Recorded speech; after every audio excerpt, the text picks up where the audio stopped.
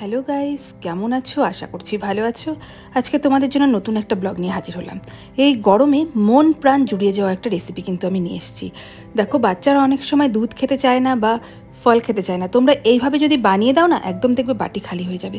শুধু বাচ্চারা কেন, নিজেদেরও অনেক সময় একটু বিভিন্ন ধরনের খাবার খেতে ইচ্ছে করে। তো সেই কথা মাথায় রেখে আমি নিয়ে এলাম ফ্রুট কাস্টার্ড।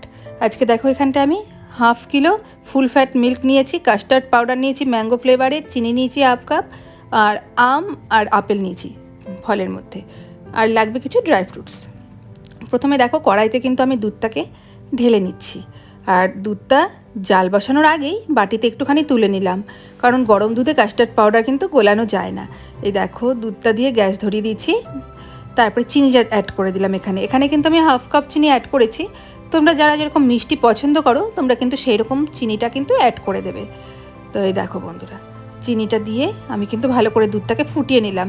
দেখতেই পাচ্ছ যে দুধ কিন্তু ফুটে উঠেছে এবং অনেকটা কিন্তু ঘন হয়েছে। দেখতেই পাচ্ছ যে রিডিউস করেছে, অনেকটা ঘন হয়ে গেছে। এইবার আমি যে দুধটা তুলে রেখেছিলাম সেই দুধের মধ্যে কাস্টার্ড পাউডার মিশিয়ে দেব। আমি এখানটায় 2 চামচ পরিমাণ কাস্টার্ড পাউডার ইউজ করলাম। তোমাদের যদি একটু দুধ পরিমাণটা বেশি নাও দুধের, তাহলে কিন্তু সেই হিসাবে পরিমাণটা তোমরা কাস্টার্ড পাউডারে বাড়িয়ে কমিয়ে নিতেই পারো। তো এবারে দেখো, দুধটা একটু ঠান্ডা হতেই তার মধ্যে কাস্টার্ড পাউডারটা কিন্তু আমি মিশিয়ে দিলাম। কাস্টার্ড পাউডারটা মিশিয়ে দিয়ে তারপর কিন্তু সঙ্গে সঙ্গে ভালো করে নেড়েচেড়ে দিতে হবে। সেই জন্য আমি গ্যাসটা বন্ধ করে কাস্টার্ড পাউডারটা দুধের মধ্যে মিশিয়ে নিলাম। নিয়ে এবার চুলাটা গ্যাসের আঁচটা আমি ধরিয়ে দিয়েছি, দিয়ে ভালো করে একটু জাল করে নিতে হবে। একটুখানি জাল করলেই 5 মিনিটের মধ্যেই কিন্তু কাস্টার্ডটা ঘন হয়ে আসবে। তো 5 মিনিট আমি একদম লো ফ্লেমে কিন্তু জাল করে নিচ্ছি বন্ধুরা। তো দেখো বন্ধুরা, কতটা ঘন হয়ে গেছে। এইবার এই কড়াইটাকে রুম টেম্পারেচারে এনে আমি 8 ঘন্টা মতো ফ্রিজে রেখে দিয়েছি। 8 ঘন্টা পরে ফিরে এলাম, একদম নর্মাল ফ্রিজে পুরো ঠান্ডা করে নিয়েছি। আর এদিকে দেখো, আমি একদম ফল কেটে নিয়েছি গুঁড়ি গুঁড়ি করে, আর এখানটা কিছু ড্রাই ফ্রুটস একদম কুচি করে নিয়েছি। যে ফলগুলো ছোট ছোট কেটেছি সেই ফলগুলো আর কিছু ড্রাই ফ্রুটস দিয়ে আমি কাস্টার্ডের মধ্যে কিন্তু মিশিয়ে দিচ্ছি। আর কিছু ফল আমি বড় করে কেটেছি, সেটা গার্নিশের জন্য।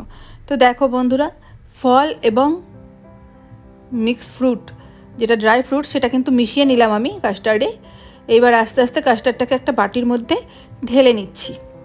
এবার ওপর থেকে আমি আপেল আর আম দিয়ে গার্নিশ করে নেব। তোমাদের যাদের যে এরকম ফল পছন্দ, তোমরা ইচ্ছা করলে বেদানা, স্ট্রবেরি, তো বিভিন্ন ধরনের ফল, কিন্তু কমলা লেবুর দিনে কমলা লেবু, সব ধরনের ফল ইউজ করতে পারো। তো দেখো, আমি এভাবে আম এবং আপেল দিয়েই কাস্টার্ডটা গার্নিশ করলাম। আম দিলাম কারণ এটা ম্যাঙ্গো ফ্লেভার কাস্টার্ড। তো এবার ওপর থেকে একটু ড্রাই ফ্রুটসটা আমি ছড়িয়ে দিচ্ছি। তো আমি একটু আমন্ড, কাজু এবং কিশমিশ ইউজ করেছি। তোমাদের যেই ফলটা পছন্দ, যে ড্রাই ফ্রুটস পছন্দ, ইউজ করতেই পারো। তো দেখো বন্ধুরা, আমার কিন্তু গার্নিশ করাও কমপ্লিট। দেখতেই তো পাচ্ছ বন্ধুরা যে কতটা দেখতে সুন্দর হয়েছে।